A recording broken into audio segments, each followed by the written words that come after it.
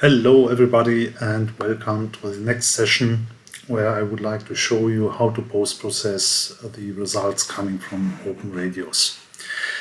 In today's session I will focus on HyperWorks tools, and in the next session I will go and show you also open source tools and other tools for post-processing.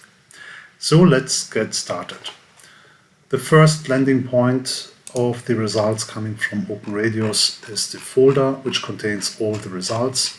We will find an H3D file by default, as well as the output file 00 out, which is coming from the starter.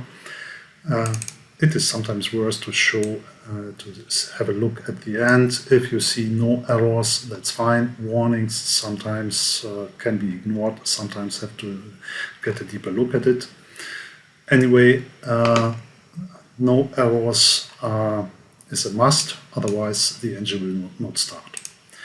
Then going to the engine file, which is the solver itself, scrolling down to the end. So looking for normal termination, which is fine. Here I see my summary of the run as well as the last time, the run time, which is set to 100 milliseconds. Reasonable error, which is best to be slightly a little bit negative, which is okay because we have some energy dissipation due to friction and other sources, so which is fine. And now let's go to review the animations. For this purpose, first I would like to show you how to do it in the Altair HyperView player, which can be obtained for free at Altair's website. So loading the results, which is the H3D file, shows me now my bumper beam, and I can immediately start the animation and see if the run is behaving in a way I would like to have it. It's intended to be done. Perfect. I can change the appearance by opening the browser and changing the mesh style to see whatever. For example, the rigid wall. I don't want to see the rigid wall now, so I can switch it off or make it transparent. Then going for my bumper beam parts, so I would like to see the mesh because I want to see the details and what's going on.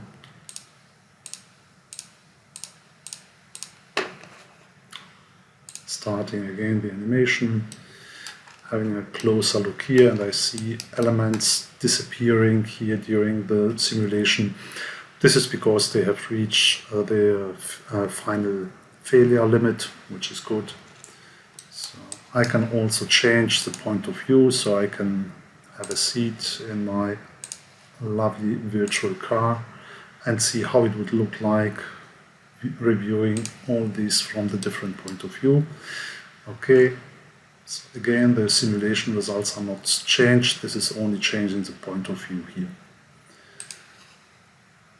So that's for now. Now going for HyperWorks, which is a much more powerful post-processor.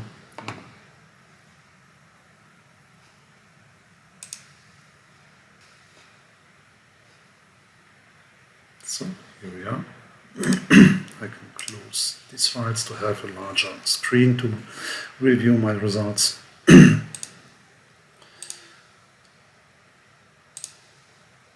Now I can load my model as well as the results. Change the size here. First I want to open my H3D file, but in addition to that I could also load directly the animation files, so I'm not limited to H3D with HyperView. So, and again starting the animation. Similar performance here. I can change the appearance of my model in order to switch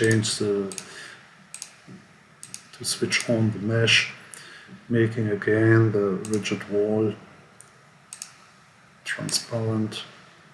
and review the results in a similar way. Also, I can switch on my rigid bodies.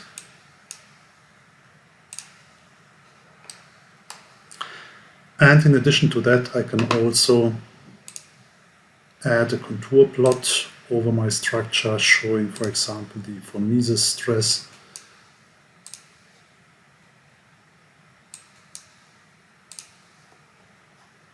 Here, changing the corner to something more like this.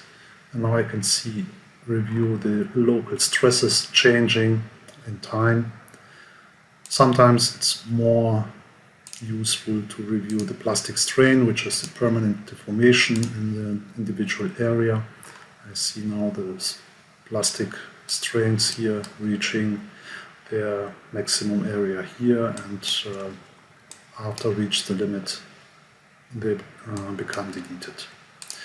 In addition to that, I can also split the screen,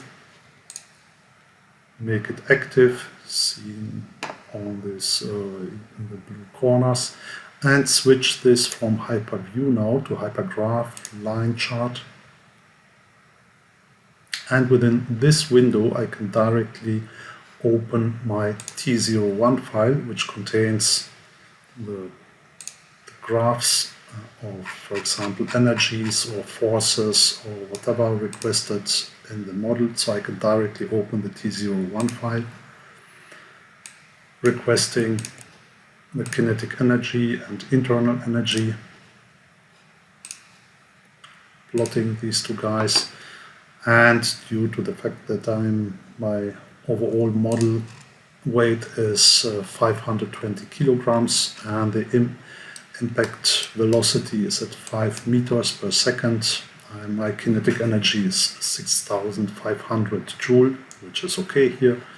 And I can start the simulation now, showing how the kinetic energy is turned into internal energy until rebound full here.